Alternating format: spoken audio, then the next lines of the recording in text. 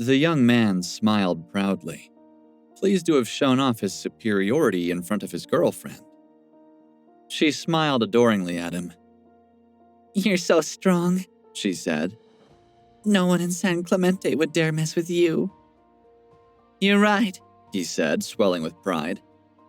He looked back at Fraser. "I can't believe a security guard would even let such a lowlife as you in the store," he said, his voice full of disdain. "Rory, you're so funny," replied his girlfriend. She giggled. Some of the customers in the queue turned to look at Fraser. One started to point at him and laugh, convinced that he must have done something to offend the glamorous-looking young couple who had swept past him and walked proudly into the store. Fraser shrugged and walked in behind them. The store was huge, and the list of items he needed had him walking round and round. The displays inside were dazzling. The foundation display alone was larger than many stores. But the store design was working. It was encouraging people to spend money as if it was water.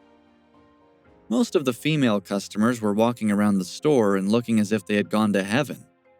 What few men were inside were all accompanying their wives and girlfriends. Fraser was the only unaccompanied man in the store. Ignoring the curious gazes of the other customers, Fraser started looking for the items on his list. After 30 minutes, he had only found 2. He felt like he was looking for needles in a haystack. He decided to enlist the help of a salesperson. He eventually found one restocking a shelf with mascara. Excuse me, ma'am. Could you help me find these products, please?" he asked her as politely as he could, handing her Natalia's list. The salesperson took the note and looked at it before she looked back at him in confusion. "What are you buying all these items for?" she asked him. "My wife asked me to buy them for her," he replied. She frowned. "So," she said, "please go back and tell your wife that shopping for Princess Sophie's cosmetics is an experience and not a chore to delegate to other people. If she can't come herself, she shouldn't be wearing our products at all." Fraser looked at her. He was completely taken aback by her attitude. Mistaking the look on his face for surrender, the woman continued. "And by the way, the mascara in your hand is different from the one on the list," she said haughtily. "Excuse me," shouted a man at a nearby cash desk. "Is there anyone who will serve us?" The salesperson pushed the list back into Fraser's hands and rushed to the other man, hoping he would tip her generously. Fraser sighed. He couldn't believe that buying cosmetics for his wife could be so tricky. He gave up on getting any assistance from the woman who had run off and decided to try another staff member instead. Luckily, he found another one nearby. "Hello," he said politely. "My wife has to work, so she doesn't have time to come to the store. Could you help me find these products, please?" "Of course," said the lady. She looked nervous. She wiped her hands on her apron and reached for the list he had offered her, but the first salesperson stepped in between them before she could take it. "It's peak time," she said to her nervous colleague. "You need to keep your area tidy." "But this man needs help," she said timidly. "I need to show him where he can find each of these products."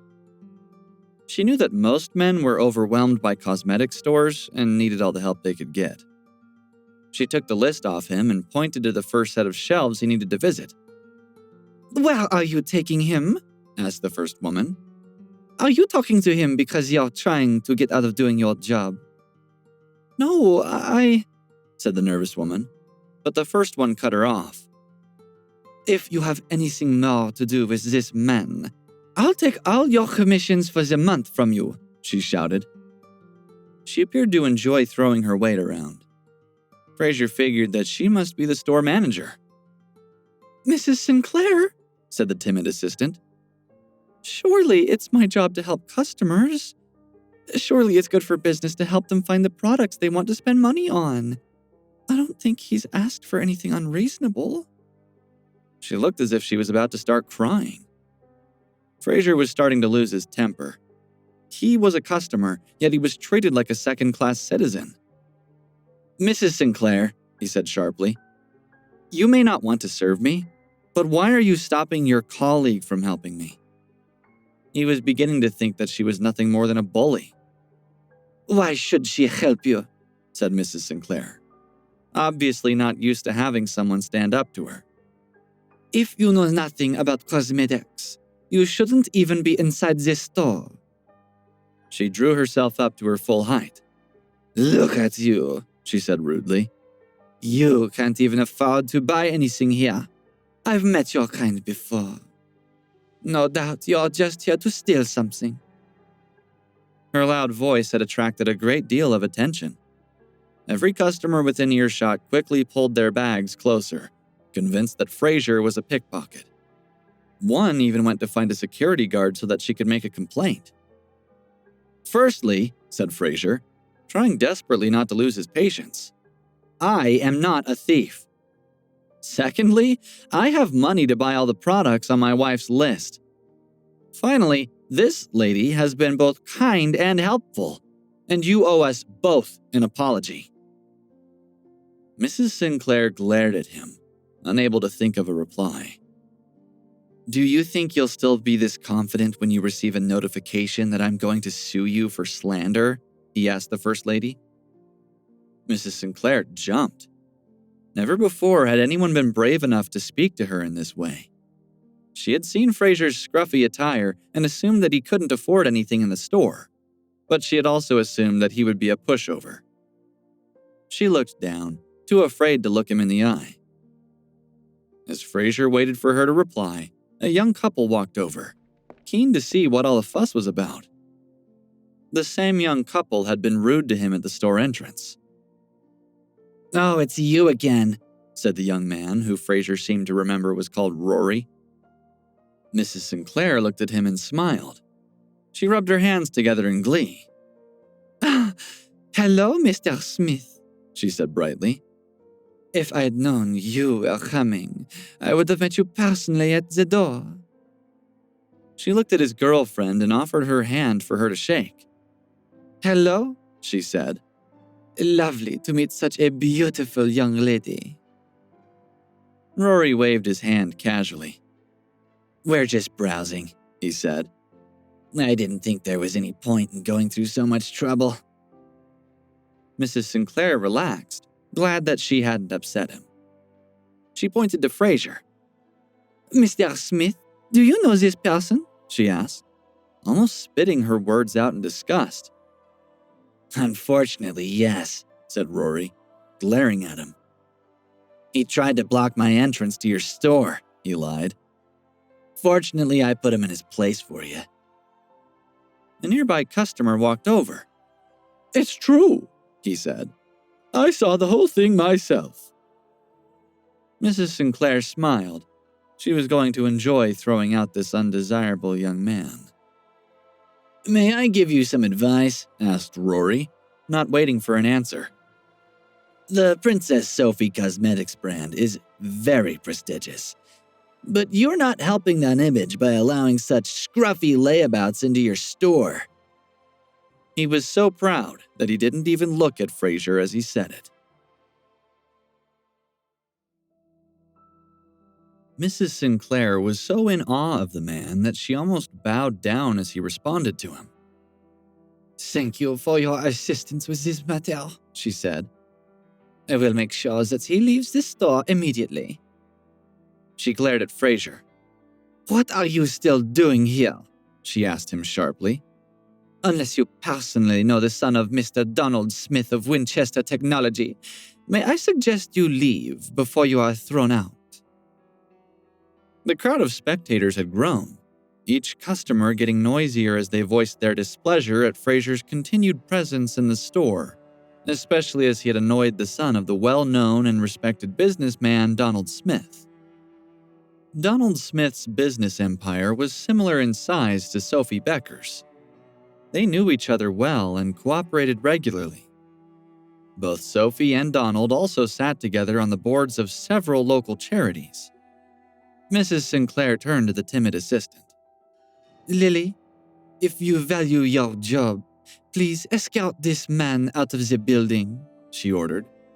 I won't have Rory Smith and any of our other customers inconvenienced by him any longer. Fraser gently stopped Lily from leading him away. You don't have to do anything just yet, he said kindly to her. I promise you that she won't fire you for anything that happens here today. He was rapidly losing his temper, and he needed her help. If these people didn't start showing him any respect, he was going to ruin the entire company soon. Mrs. Sinclair laughed. She couldn't believe that such a lowlife was standing up to her. With the backup of Rory Smith, she was going to have a field day. If you're so keen not to leave, and you have offended one of my best clients, why don't I call this store owner and see what she has to say? Especially if you're trying to put one of my staff members in a position where I may have to fire her. Fraser stared at her, determined not to be the first one to blink. Sir, you don't have to speak up for me anymore, said Lily timidly. She began to babble. I'm sorry I couldn't help you pick out some makeup, she said, hoping that her words might be able to save them both. Fraser let go of her arm. Where's your manager? He asked. Get her here. He was beginning to wonder if there was anyone in the store with any sense. Lily looked at him in surprise. He had already offended the store manager and their best customer. Was he really going to offend the company owner too? Mrs. Sinclair burst out laughing. Please, stop making this difficult for yourself, she said once they could talk again. Get out of my shop now, she said slowly, or I'll call security. It was Fraser's turn to start laughing. You? You want to kick me out? He asked. Did everyone hear that? Mrs. Sinclair wants to evict me. That's right, she replied. And my manager will back me up too. I've never let her down in the past, and I don't intend to now. She walked closer to Fraser. Their noses were almost touching. I could kick out a dozen customers like you, and she still wouldn't fire me. Do you think the manager will listen to you? Asked Fraser. The surrounding people looked at one another, convinced that Fraser was too arrogant and stubborn for his own good. He was in one of the most exclusive stores in San Clemente, yet he was refusing to do as he was asked. Some of them were even wondering if he knew who owned the store, convinced that he must have never heard of Sophie Becker and her powerful husband, Malcolm. Getting on the wrong side of either of those two people could only end badly for him. By that time, several security guards had arrived. Throw this man out, shouted Mrs. Sinclair to them. He's causing a disturbance. Without hesitating, the men roughly grabbed Fraser and started manhandling him out of the store. Fraser was determined not to make it easy for them and resisted bravely. As they reached the door, a sports car arrived, and a young woman got out, watching the brawl intently. It was Sophie Becker. What's going on? She asked Mrs. Sinclair, who had followed the men out of the store. This noise is ruining the reputation of my business. Can't you get your men to be a bit quieter? Sophie hadn't planned on visiting the store that morning, but as she passed, she spotted the commotion and stopped to look. She was not impressed with what she saw. Mrs. Sinclair began to panic. Of all the people in San Clemente to spot the incident, her boss was the last person she had wanted it to be. She was worried that she might get fired for making such a drama out of the affair. The man was going to be the death of her. She took a deep breath and went up to Sophie, hoping that she could explain all that had gone on. Hello, Mrs. Becker, she said as respectfully as possible. This customer has been making a scene, But you'll be pleased to hear that I've got it all under control. The store will be back to normal in no time at all." Looking at Sophie, she hoped she put up a calmer face than usual. Sophie looked closely at the man being dragged out of the store. "Fraser?" she said. Her heart started to thump. The night before, her team had been doing some research on her behalf. The person who had blocked her from acquiring the one business she had longed to buy was Brett Andrews. If they dug any deeper, they would soon find his connection to the man standing in front of her. She didn't understand why a man as wealthy as him, with the power to crush her company if he wanted to, had married into the Laplace family and put up with all the insults and taunts within the Laplace's territory. Mrs. Sinclair looked at Sophie carefully, convinced she had heard her address her disruptive customer by name. "Did I hear her right?" she thought. "I'm sure I heard her say the name of none other than the man who had married into the Laplace family." "Don't come back," said Mrs. Sinclair to Fraser, deciding that she must have misheard Sophie. "Don't worry, Mrs. Becker. He's not going to trouble you any longer."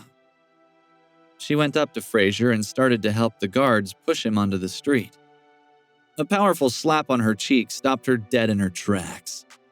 She turned around to see where it had come from and found Sophie standing right by her. She was the one who had delivered the vicious blow.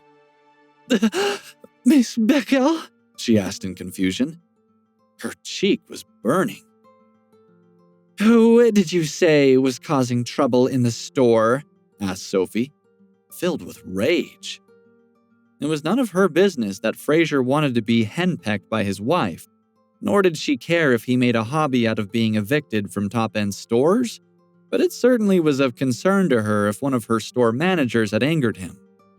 If she had, her business would have been ruined, especially after the incident in the restaurant the other day where she had argued with his wife. Mrs. Sinclair still looked confused. She couldn't work out what she had done that had angered her boss so badly. Her mind began to whir. "I think she's got the wrong idea," she thought. "She thinks Fraser was doing nothing more than ask what all the fuss has been about." She decided to explain to her that Fraser was the problem and not a bystander, hoping that Sophie would come around to her own way of thinking. But she could understand why Sophie was upset. After all, the commotion was causing a lot of negative publicity for her company. She smiled as she envisaged the promotion and pay raise coming her way.